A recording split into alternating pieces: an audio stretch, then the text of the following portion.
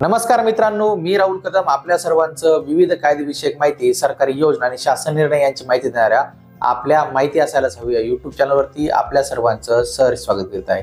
मित्रांनो, महाराष्ट्रामध्ये सध्या शेतकऱ्यांचा जिव्हाळ्याचा जो विषय आहे तो म्हणजे पीक विम्याचा। काही शेतकऱ्यांना पीक विम्याची रक्कम ही मिळण्यास सुरुवात झाली आहे, तर काही शेतकऱ्यांना अजून पीक विमा मिळालेला नाहीये आणि हा पीक विमा न मिळाल्यामुळे शेतकरी वर्ग सध्या अडचणीतून जात आहे। तर या शेतकऱ्यांना पीक विमा न मिळण्याची कारण काय आहेत आणि काय केल्यानंतर हा पीक विमा शेतकऱ्यांना मिळू शकतो, याच विषयाची सविस्तर माहिती जाणून घेण्याचा प्रयत्न आज आपण या व्हिडिओमध्ये करणार आहोत। आपण माहिती असायलाच हवी या युट्यूब चॅनलवरती जर पहिल्यांदा आला असाल तर नक्कीच हा चॅनल सबस्क्राइब करा, त्यासोबत शेजारी बेल आयकॉन दाबायलाही विसरू नका। आमचे व्हॉट्सअप आणि टेलिग्राम ग्रुप नक्की जॉईन करा, ज्याची लिंक आपल्याला या व्हिडिओच्या डिस्क्रिप्शन बॉक्स मध्ये दिली आहे। तर चला मित्रांनो, सुरू करूया आजचा हा व्हिडिओ।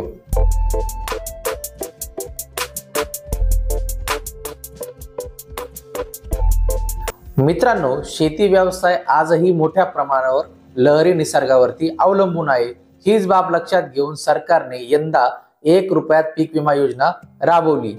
बऱ्याच प्रमाणात शेतकऱ्यांनी त्यात सहभाग घेतला। दुष्काळामुळे खरीप हंगामातील पिके वाया गेली असतानाही विमा कंपन्यांनी घेतलेल्या हरकतीमुळे सातारा जिल्हा असेल, सांगली, कोल्हापूर, नांदेड, बीड, उस्मानाबाद इत्यादी जिल्ह्यातील शेतकरी पीक विम्यापासून आणि जो काही अग्रिम हप्ता आहे, जो पीक विम्याचा 25% मिळायला पाहिजे होता, तो अजूनही शेतकऱ्यांना मिळू शकला नाही। राज्यातील इतर अनेक जिल्ह्यात मात्र अग्रिम देण्यात आलेला आहे, पण या 3 जिल्ह्यातील जे काही हे जिल्हे आहेत, या जिल्ह्यात यामुळे राज्यातील अनेक जिल्ह्यात मात्र अग्रिम जो काही पीक विमाचा हप्ता होता तो सर्व शेतकऱ्यांना देण्यात आला आहे किंवा ते देणं आता सुरू झालेलं आहे। पण जे काही वरती जिल्हे सांगितले, या जिल्ह्यात उतरलेल्या विम्याचा लाभ अजूनपर्यंत शेतकऱ्यांना मिळालेला नाही। याबाबत शेतकऱ्यांच्या मध्ये मोठ्या प्रमाणात आता संभ्रम निर्माण झालेला आहे।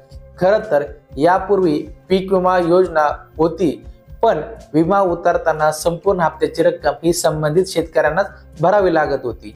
त्यामुळे शेतकरी वर्ग याकडे फारसं लक्ष देत नव्हता। पण यावर्षी शासनाने 1 रुपयात पीक विमा योजना सुरू केली, त्यामुळे जो काही पीक विमा आहे तो मोठ्या प्रमाणात शेतकऱ्यांनी काढला। याबाबत जी काही 1 रुपयात पीक विमा आहे याची अर्थसंकल्पात आवश्यक ती तरतूदही केली गेली। शिवाय महसूल व कृषी विभागाने याबाबत शेतकऱ्यांचे प्रबोधनही चांगल्या पद्धतीने केले। त्यामुळे यंदा तुलनेने शेतकऱ्यांनी पीक विम्याला जादा सहभाग नोंदवला। तसेच यावर्षी पडलेल्या दुष्काळामुळे शेतकऱ्यांनाही या पीक विम्याचे महत्त्व समजले असे म्हटले जाते, तर वावगे ठरणार नाही। मित्रांनो, यंदाची दुष्काळाची परिस्थिती लक्षात घेऊन शासनाने सुरुवातीला राज्यातील 40 तालुके हे दुष्काळी जाहीर केले। पुन्हा सरासरीपेक्षा 75% पेक्षा कमी पाऊस पडलेल्या महसुली मंडळांना दुष्काळी मंडळ जाहीर करण्याचा निर्णय हा सुद्धा महाराष्ट्र शासनाने घेतला। राज्यात सुमारे 1021 मंडळे दुष्काळग्रस्त म्हणून जाहीर केलेली आहेत। आता ही 1021 दुष्काळी मंडळे कोणती आहेत, त्यामध्ये कोणकोणत्या गावांचा समावेश झाला आहे, जिल्ह्यांचा, तालुक्यांचा, या विषयावरती माहिती देणारा आपण एक सेपरेट व्हिडिओ बनवला आहे। आपण जर तो व्हिडिओ पाहिला नसेल किंवा ती माहिती जर आपल्याकडे नसेल तर आपण तो व्हिडिओ नक्की पाहू शकता, ज्याची लिंक आपल्याला ह्या व्हिडिओच्या डिस्क्रिप्शन बॉक्स मध्ये आणि आय बटन मध्ये दिली आहे। तिथे जाऊन तो व्हिडिओ आपण नक्की पहा। पण हे दुष्काळ जाहीर केलेला असतानाही खरीप हंगाम संपला, आता रब्बीच्या पेरण्या झालेल्या आहेत। काही ठिकाणी शेतकरी आता रब्बीच्या पिकातील मशागतीलाही उतरले आहेत, पण पीक विम्याचा अग्रिम मोबदला जो काही आहे तो अजूनपर्यंत मिळालेला नाही। आता त्याची नेमकी कारणे काय आहेत आणि ज्या विमा कंपन्यांनी या हरकती घेतलेल्या आहेत त्या हरकती नेमक्या काय आहेत तेही आता आपण समजून घेऊया। अनेक विमा कंपन्यांनी पीक विमा उतरला आहे, पण आता परतावा देताना उत्पादकता घटूनही सोयाबीन असेल, भुईमूग, नाचणी, कांदा आदी उत्पादने चांगली झाली आहेत अशा त्यांनी हरकती प्रशासनाकडे घेतल्या आहेत। शिवाय केलेल्या पंचनाम्यावरून सुद्धा त्यांनीच प्रश्नचिन्ह उपस्थित केले आहे। त्यामुळे आता हा नवा प्रश्न निर्माण झाला आहे की नेमकं या विमा कंपन्यांचं घोडं हे अडलंय कुठं। जे काही विविध जिल्हे आहेत त्यांच्या जिल्हाधिकारी असतील किंवा जे आपत्ती विभाग आहे किंवा महसूल विभाग आहे, यातील जो काही पाऊस कमी झालेल्या नोंदी ह्या तेथील जिल्हाधिकारी असतील की जी काही महसूल यंत्रणा आहे त्यांनी त्या नोंदी घेतल्या।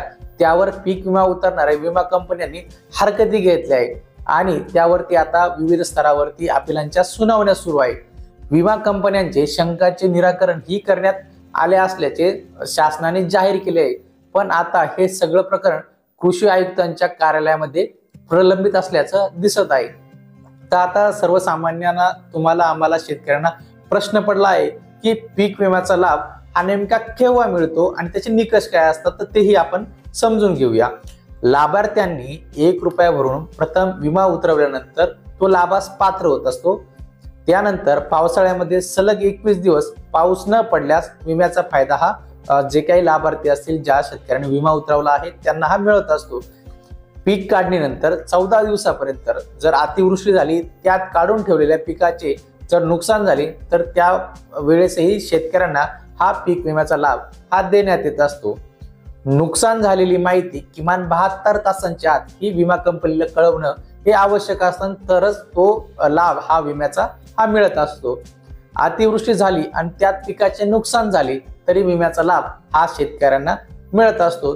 तर म्हणजेच मित्रांनो, ह्या होत्या पीक विमा मिळण्याच्या अटी. पीक विमा हा का अजून काही जिल्ह्यातील, तालुक्यातील शेतकऱ्यांना का मिळत नाहीये, त्याची कारणं काय आहेत, विमा कंपन्या अपिलात का गेल्या आहेत, त्यामुळे काय परिणाम होत आहेत, या विषयाची जी सविस्तर माहिती आहे पीक विम्याबाबत आपण ह्या व्हिडिओमध्ये समजून घेतली आहे. आपण माहिती असायलाच हवी या यूट्यूब चॅनलवर जर पहिल्यांदा आला असाल, आपल्याला आजचा हा पीक विम्या संदर्भातचा व्हिडिओ जर आवडला असेल तर आपण माहिती असायलाच हवी हा यूट्यूब चॅनल नक्की सबस्क्राईब करा. त्यासोबत शेजारी बेल आयकॉन दाबायलाही विसरू नका.